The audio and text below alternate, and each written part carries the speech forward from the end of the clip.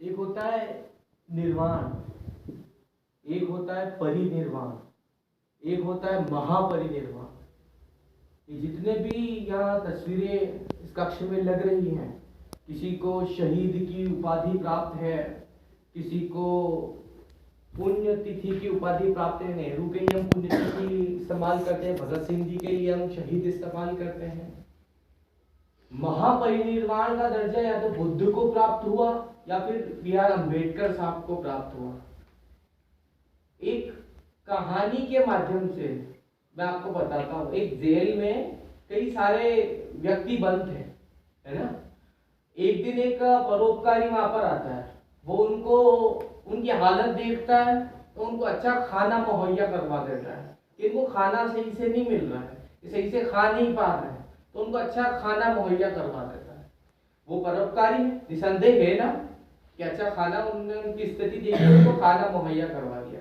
दूसरा परोपकारी आता है, वो देखता है कि इनके कपड़े बहुत मैले हैं, तो वो उनको नए नए कपड़े वगैरह मुहैया करवा देता है। तो अब आप एक तीसरा परोपकारी आता है, वो एक दिन आता है, उसका जेल का जो है वो दरवाजा खोल देता है और वो सब मुक्त है। अब आप सोचें, पहला परोपकारी का दिया हुआ खाना 1 दिन 2 दिन 5 दिन खत्म हो सकता है, कपड़े कुछ दिनों में मैले हो सकते हैं, फट सकते हैं, खत्म हो सकते हैं, मगर क्योंकि स्वतंत्रता, आजादी जो उस तीसरे परोपकारी ने दी, वह सबसे अधिक महत्वपूर्ण है। महाभारत में आपको पता है ना, पितामह भीष्म जब अंतिम दिन युद्ध के लिए जाते हैं, उन दासों जो उनको स्नेह लेप लगाते थे, उनको कहते हैं, उनको उपहार देकर कहते हैं कि बस अब कल मत आना। और एक वो पंक्ति आती है कि मुक्त करे दासत्व से भीष्म पिता महादास, अब ना भारत में कहीं भी दासत्व का हो वास। यानी ये क्यों पूजनीय है अंबेडकर साहब, जबकि ये तो प्रबल आलोचक थे गांधी जी के, ये सबसे सवाल करते थे, ये विरोध करते थे, पर क्यों उनके लिए भी आदरणीय है। क्यों पहली कैबिनेट में नेहरू ने प्रबल विरोध के बाद भी इनको कानून मंत्री बनाया, क्यों गांधी इन पर फिदा थे, क्यों गांधी की जब इनका कैबिनेट में नाम नहीं देखा तो गांधी जी ने लिस्ट रख दी, ये काफी अधूरी है, इसमें एक युग पुरुष का नाम नहीं है, उसके बिना भारत की संपन्नता का हम सोच भी नहीं सकते।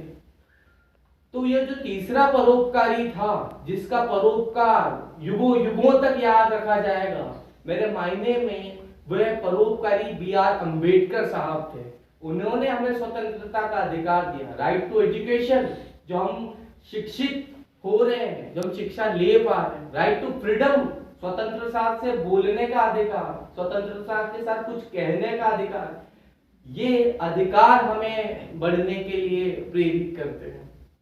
कथानक बहुत सारे हैं, कहानियां बहुत सारी हैं, हम इनके जन्म से सीख सकते हैं कैसी स्थिति में जब इनके, हालांकि उस वक्त तो जो दलित हैं, जिस समाज के लोग, उनको पढ़ने से वर्जित कर रखा था, उनको पढ़ने नहीं दिया जाता था।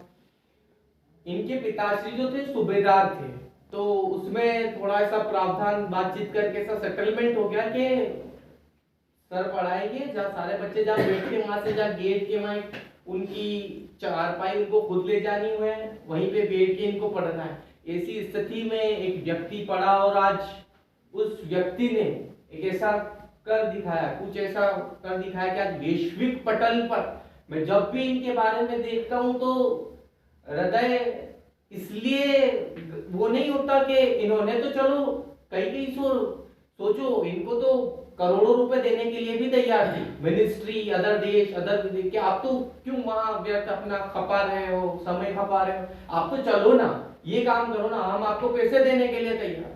मगर तब उनका आया एक स्टेटमेंट, यदि राष्ट्रहित और दलित हित की बात हुई तो मैं दलित हित चुनूंगा, और स्वहित और दलित हित, राष्ट्रहित की बात हुई तो मैं राष्ट्रहित चुनूंगा।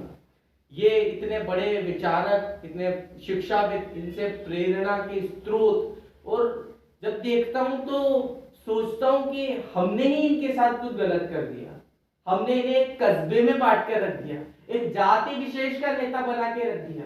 ये केवल महत्वपूर्ण शब्द है केवल दलित के नेता नहीं है, ये संपूर्ण विश्व के इतनी बड़ी यूनिवर्सिटी है जहां पर ये पढ़े, वहां पर गए तो वहां पर एक मूर्ति लगी हुई है इनकी, उसके नीचे लिखा है सिंबल ऑफ नॉलेज, ज्ञान का प्रतीक। वहां जो कस्बे से दूर, दलितों से दूर, सारे इन राजनीति से दूर, इतने बड़े यूनिवर्सिटी में इनका मूर्ति लगा के लिख रखा है सिंबल ऑफ नॉलेज। और हम जो इनके कारण ज्ञान प्राप्त कर रहे हैं, ये निस्संदेह है, क्योंकि इनके अधिकारों के बलबूते पर हम जी रहे हैं।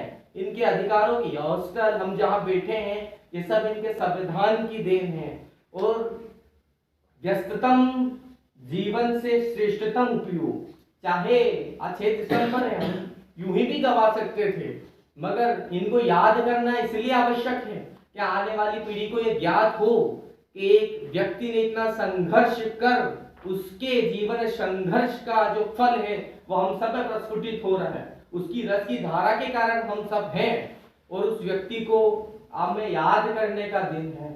इतने बड़े विद्वान व्यक्ति को जब खोना एक आसान बात नहीं है। रामधारी सिंह दिनकर की पंक्तियां मुझे याद आती, जब कर्ण के वध पे कृष्ण की मुख से उन्होंने लिखी थी कि प्रकृति स्तब्ध है, हमारी गांठ से कुछ खो गया क्या, प्रकृति की गांठ से। यानी मैं यही कहना चाहता हूं कि इनको केवल एक कस्बे तक सीमित ना रखा जाए, एक जाति वर्ग तक सीमित ना रखा जाए।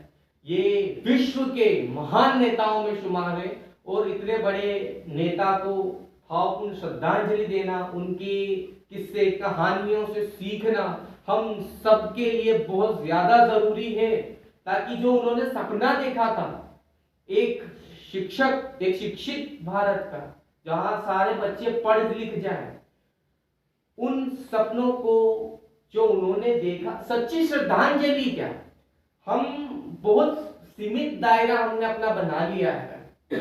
यानी आज हम देखें, आज का युवा गांधी पर बात करता है, नेहरू पर बात करता है, मतलब इतने बड़े बड़े जिनका नाम लेना भी, मतलब ये भी सोचना पड़ता है कि हम उस लायक हैं कि उनका नाम ले सकें।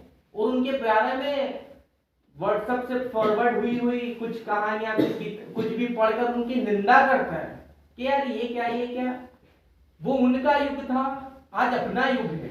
वो आपको एक अच्छा राष्ट्र सौंप कर रहे हैं, आपको आपकी स्वतंत्रता सौंप कर रहे हैं, आज आपका युग है, आज आपके पास समय है, करो कुछ ऐसा काम, लिखो कुछ ऐसा कि हो सकता है कल आने वालों को आपको भी ऐसे याद किया जाए।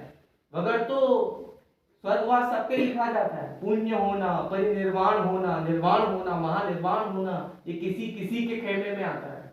आपको बहुत सुंदर राष्ट्र सौंपा है, एक अच्छा संविधान सौंपा है जिसमें आप स्वतंत्र हैं, आप बोल सकते हैं, लिख सकते हैं, पढ़ सकते हैं। उनके पास तो कुछ नहीं था और उन सब ने हमको ये दिया। तो सच्ची श्रद्धांजलि B.R. अम्बेडकर साहब को यही होगी कि आप उनके नक्शे कदम पर, उनके उसूलों पर चले।